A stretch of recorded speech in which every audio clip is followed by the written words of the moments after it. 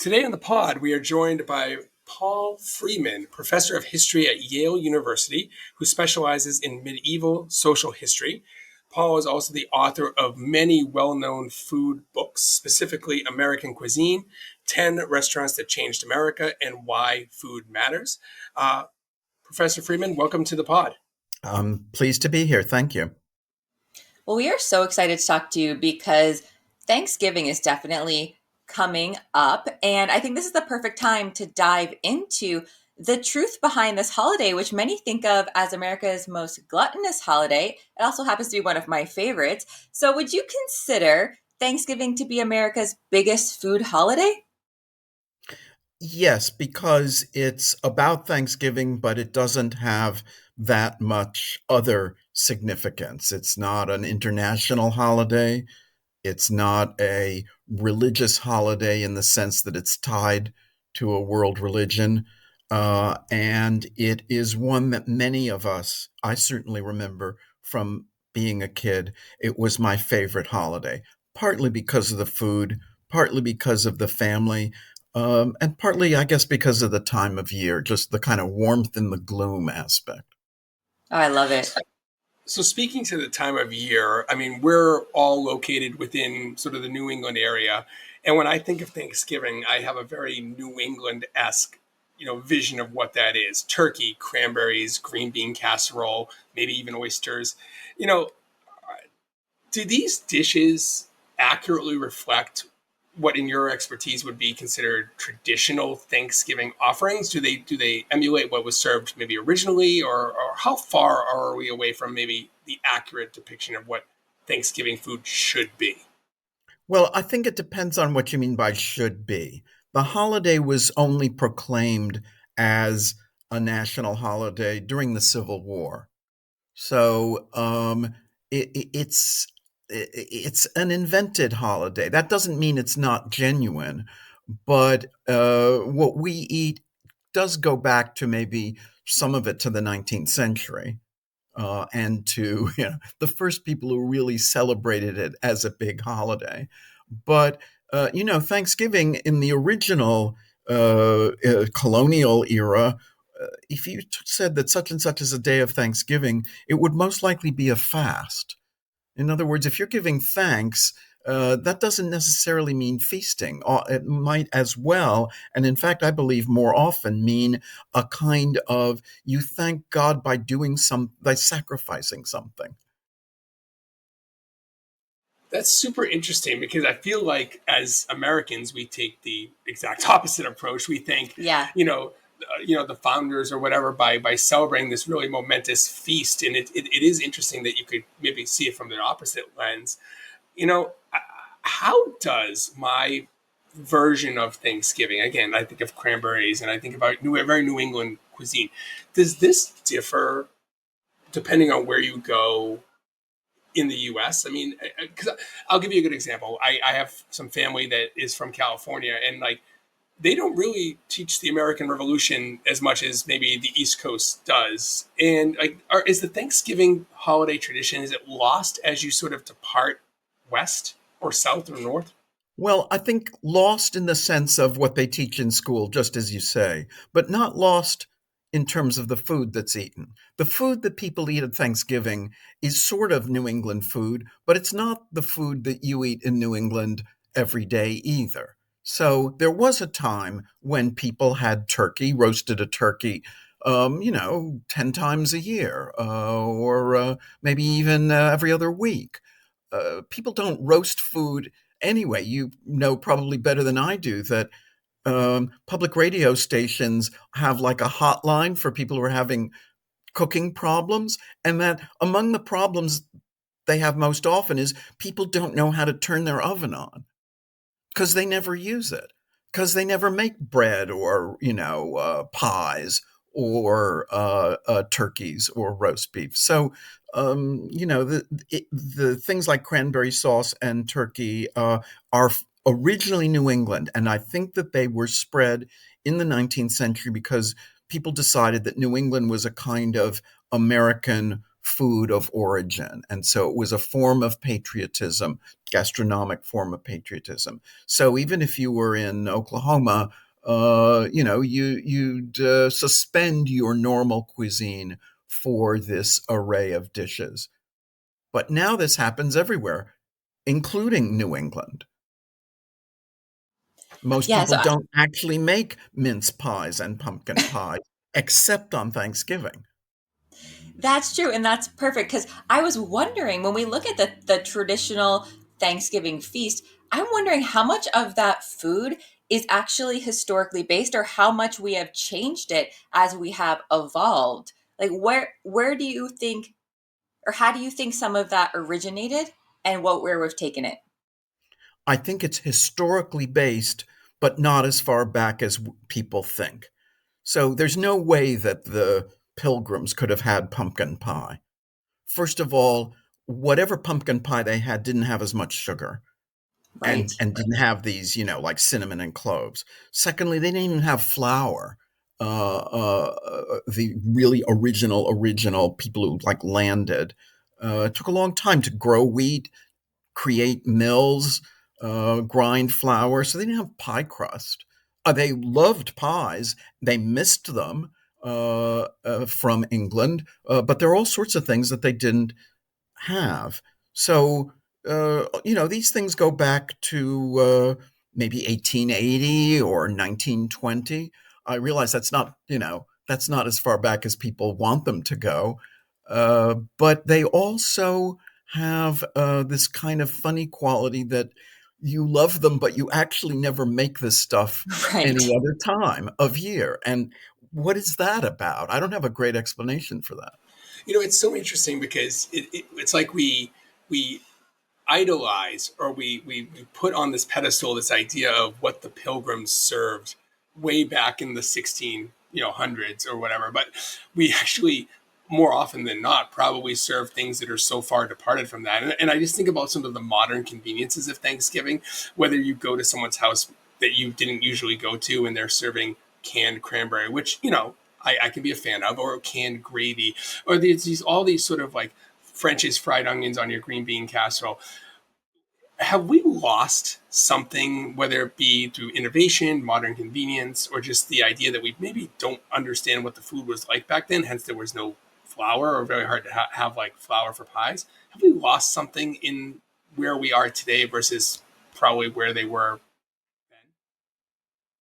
I guess my simple answer would be no, because there's not that much to lose. Most people don't really want to recreate with great faithfulness whatever it was that people had. I mean, they're mildly curious, perhaps.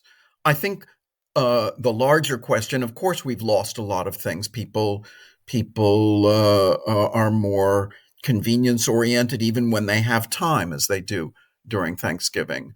People have forgot there's been a de-skilling that, again, you guys are more familiar with than I am. A lot of people don't really know how to cook. A lot of people in places, big cities or people who are very busy don't use their kitchen for anything except maybe if they take milk with their coffee to keep the milk cold.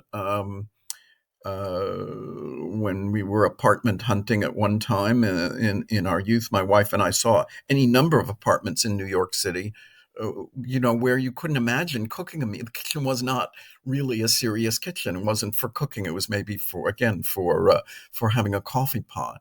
So yeah, there's been a lot of de-skilling. In certain respects, people don't cook food at home. People spend more money in the United States on food made by someone else than at home.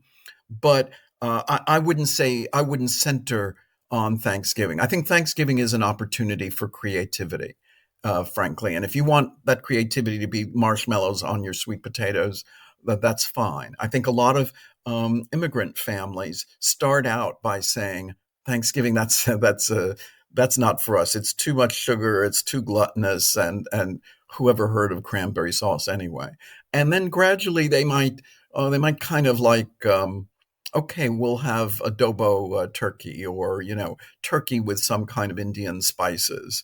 And then often after a few years they just kind of uh, um, take the full offerings. But you don't have to be an immigrant to find Thanksgiving food alien. I guess the point I've been making is that very few people actually eat like that, and many other times of the year. Very few people make pies at home, let alone pumpkin pies, compared to 50, 70 years ago. Right. And kind of building off what you were saying, I mean, we know that America, we are a melting pot. Do you think that any of the immigrant cuisines are factoring into what was served and what's currently being served today? Do you see any of that influence in our Thanksgiving meal? Well, my opinion is that the original Thanksgiving of, sort of like post Civil War was designed to be, if anything, anti immigrant.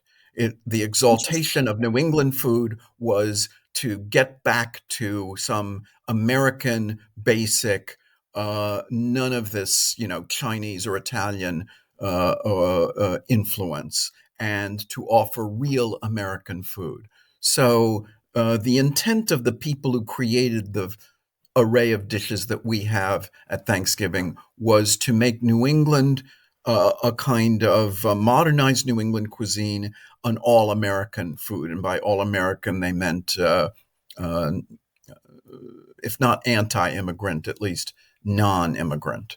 And uh, I think now a lot of people play around with it, and I think it's fine. If you want to have ceviche as a first course, uh, I think that's a great idea. And Gourmet magazine, which went out of existence quite a while ago, but in its heyday, had a San Antonio Christmas, a San Antonio Thanksgiving issue, and the menu was great. My mother made it in San Antonio, where my brother used to live, and it included things like pumpkin flan. So the flan, which was sort of in a loaf form, it was like Yep. looked like a bouche de Noël. Obviously Hispanic influence, and it was cinnamon flavored in a kind of Mexican, what I think of at least Mexican or Mexican American way, and it was great. And my wife and I make it sometimes for Thanksgiving, even now, and it's sort of like pumpkin pie, but it's a little bit of an unexpected change. Oh, I Paul, like I, that. I, It's a good I want idea. to go back a little bit because you mentioned that maybe during the sort of post Civil War, it was sort of a more nationalist approach to, you know, kind of realigning food. Like we wanted to, and we've seen this throughout the history of America, is they sort of come back to the origins, I guess you could say, of this sort of Anglo-Saxon, cuisine. And in one of your books, you wrote that while New England cuisine was the first cuisine to be adopted in the Americas, it was sort of quickly pushed away, and it's been pushed away on several times throughout our history. But to what you just said, like we kind of go back to it in moments of holiday traditions, being Thanksgiving or the Fourth of July or things like that. Are there certain elements like, because in your book you mentioned like the lobster roll being one of those things that we sort of moved away from, but now it's like nostalgic, and everyone sort of prizes a lobster roll when they go to New England. Are there certain like dishes that you can identify within Thanksgiving that sort of fall into this category? Things that like maybe were shunned at some point, but maybe Thanksgiving brought back. Could it be turkey or something like that? I think turkey was always fine, and turkey was always reasonably prestigious. But a lot of the other stuff associated with Thanksgiving, uh, Americans in the 18th century couldn't get away from fast enough. So they despised pumpkins. The only reason they were eating pumpkins in the colonial era was that that was sort of what was available. They didn't really like molasses as a flavoring, they preferred sugar. And once they had enough money from various industries and agricultural products and things like rum distilling, they bought sugar and then eventually refined it in New England and in the Mid Atlantic. So a cranberry sauce. Until the sort of New England revival, again in the 1880s or so, that was what their grandparents, this is sort of the junk that their grandparents had to eat or that their great grandparents ate. So a lot of these ye old New England foods, the colonists ate all right.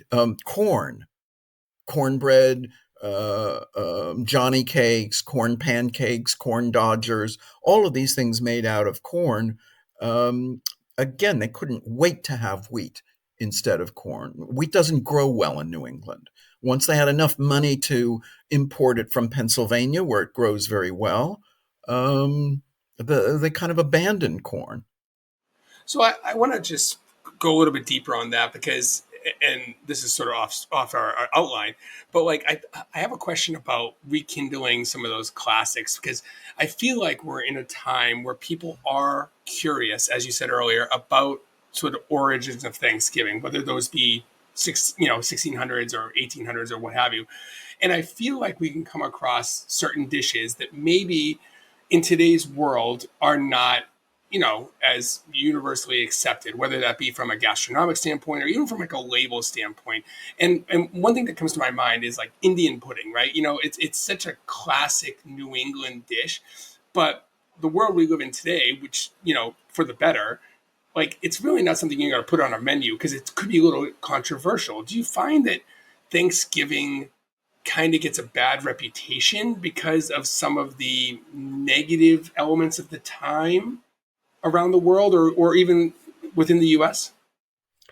I think people suspend their disapproval matrix. Maybe I may be wrong about this, but uh, I don't think a lot of people believe that A, there was this grand feast involving Native Americans and settlers, B, that it's kind of too bad that things didn't work out better, um, C, that the dishes that they eat are the spit and image of what people consumed in 16 whenever, so that once the authenticity is no longer an urgent issue, then certainly, yeah, the dish called Indian pudding, people are more sensitive about that. I'm not sure what the substitute name for it is or is going to be.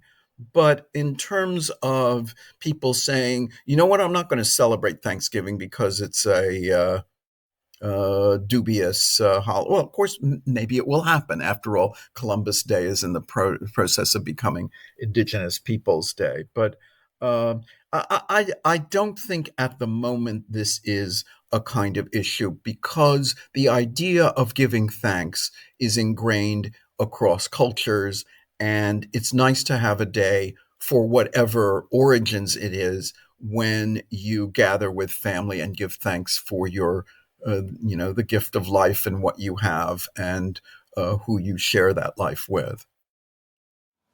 Yeah, I agree. I love that. And I was thinking too, when we think about Thanksgiving and kind of what Matt was saying, we know that Canada celebrates Thanksgiving and so they have Canadian Thanksgiving, but theirs is a little bit different than ours. Theirs isn't quite as indulgent. Theirs is on a Monday, ironically. And I was wondering too if our American Thanksgiving gets the bad reputation because when we look at like a Canadian Thanksgiving, they don't have a big holiday shopping spree after or like we do for Black Friday. But I was wondering if the other cultures' Thanksgiving, such as Canadian Thanksgiving, plays into how ours is looked at as overindulgent and gluttonous and just all about the food and I less about don't. the giving thanks. I don't think that other people. I mean, other people think that we're gluttonous, but not because of Thanksgiving. I think they think we're gluttonous because of fast food, because we don't keep regular meal hours, because, we seem to be always eating, because we eat in the streets. I mean, a lot of stuff that people in other countries, even if they like American food, don't do. So I would say that Thanksgiving is the least of our problems because lots and Yes. lots of societies have a holiday in which they indulge in many, many different courses. Yeah, yeah. I guess that would be my response. So when you're at home celebrating, do you actually cook Thanksgiving or do you Indeed, guys go yes. someplace else?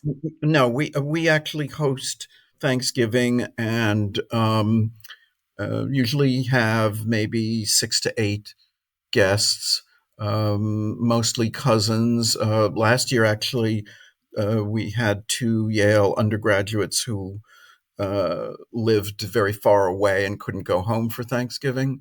So yeah, and we always have turkey and a certain number of traditional dishes. And as I said, sometimes my cousins will bring pies. Sometimes we'll make pumpkin flan. But we don't stray very far. And there's certain things I don't like. I don't like string bean casserole, period. And I like sweet potatoes, but hold the marshmallows and Yeah. yeah, pretty. I take it pretty seriously because again, I remember it was my favorite holiday in many respects as a family occasion. I remember my mother certainly taking it very seriously. So on that, Paul, because I also love to cook Thanksgiving, but I'm in a family that has some pretty significant, elders that also prioritize and like to cook Thanksgiving as well, and they do a very good job at it. So it's kind of difficult being the chef and not cooking, but I also love the fact that I can go somewhere and maybe enjoy myself. And I wanted to ask you, like, is there like a part of the meal? I mean, you said you don't like green bean casserole. Is there a part of Thanksgiving specifically, food or unrelated, that you just find to be the best individual moment or piece? Is it the family? Is it the camaraderie? Is it the arguing? Some people like that, like getting together with family and having those disagreements. What about Thanksgiving really Yeah. speaks to you? Well, we never had arguments. I mean, we never watched football either, so we kind of missed out on some of the classic aspects of Thanksgiving, and we tend not to do that now either. As a kid, just the preparation, the smells, the kitchen was what I liked the best. I still do, but I actually am old enough now to sort of find preparing the food and cleaning up after a bit of a physical strain. I mean, my back actually hurts, frankly. But no, the part that I find most amusing is, and this probably is off the rails for your intentions, is the behavior of my cat. So Ironically, Wait, that's wait, actually right. explain. Yeah. my cat on some level loves Thanksgiving because we're home and he likes visitors and he likes turkey up to a point. He's not a great human food stealer, but is certainly interested in the smell of roasting poultry. But one of my cousins really doesn't like cats.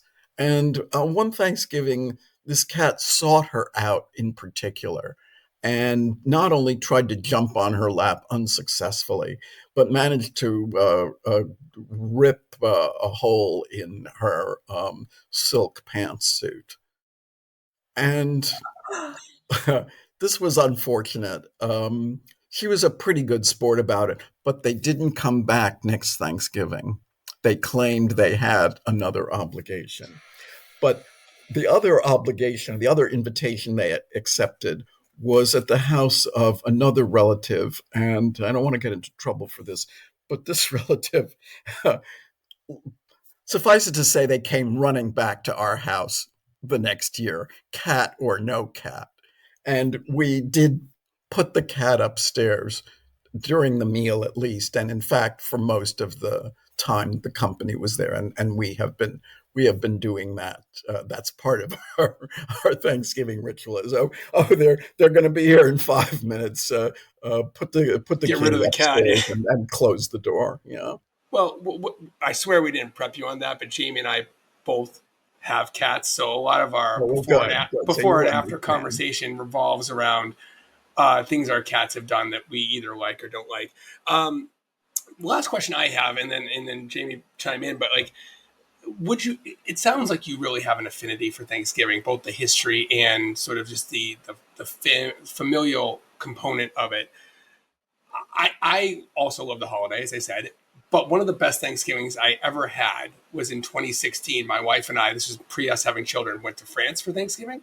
No family, no turkey, and it stands out weirdly enough on the on par or on the level or above any other Thanksgiving I've ever had. And it's because I didn't have to deal with any of the cooking and the cleaning. It was actually kind of a relief. Would you ever consider, or have you gone rogue, not celebrated Thanksgiving, and gone somewhere where it's an afterthought or not even a thought? Yes, yes. Once by accident, that is to say, we lived in Nashville, Tennessee, and my parents were in New York, and we were going to fly to New York on Thanksgiving because it was both cheaper and less crowded, and we both got sick and had to cancel the flight. And it turned out that we weren't very sick. I mean, we were genuinely ill the night before. We weren't faking it. But once we had canceled the arrangement and explained to my parents, and my parents accepted this because by this time they were pretty old and, didn't want us in the house sick and they're catching our illness. We found that by the afternoon we felt better. And we made risotto and salad, as I recall. And nobody knew we were there. And there was a sense of like escape or of weightlessness, of joyful irresponsibility that I think is what you're describing. Sick, sure, sure, Paul. You were But sick. I wouldn't want to make it a habit. In other words, if every year I simply blew off Thanksgiving, I think I'd be sad. I know I'd be Yeah, sad. But one or two escapades, yeah, are precious. A few years recommended. ago, yeah, a few years ago, my husband and I did the same thing. We went to Mexico for Thanksgiving, and the relief of not having to cook or clean and we just relaxed. We did not have turkey on Thanksgiving. We had seafood. It was like one of the best Thanksgivings ever. So I definitely agree. Every once in a while, it's good to escape and just relax and do something different. So well, Paul, I wanted to thank you so much for all of your knowledge today and sharing that with us. It was so interesting and so valuable. So thank you so much for spending the time with us this afternoon. It truly was my pleasure. Thank you both for having this interview. All right, have a great Thanksgiving, Paul. Okay, you guys too. Bye. Hang on.